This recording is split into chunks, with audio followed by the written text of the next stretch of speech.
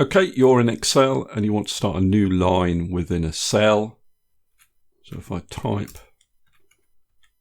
a name here, to come down on a new line, just use this shortcut key, Alt-Enter. And then you can start typing on the new line.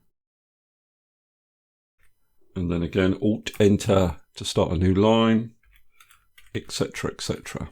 And if I press enter, you can see I've got 3 lines within that cell.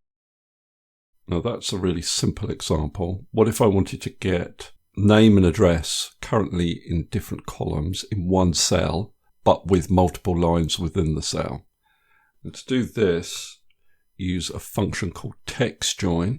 Now your delimiter is character 10, so CHAR in brackets 10, unless you're on a Mac, in which case it's 13.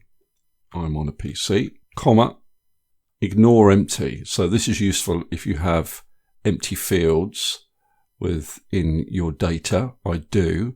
So yes, I want to ignore empty cells, comma, and then text 1, very simply, is just the entire record. Close the bracket, press enter. Now it looks as though I've got all of the text in one line, but if I select that cell and then apply this option, wrap text, you can see that the different lines then appear within the cell. So all I need to do is copy this down and I get the same for the other records.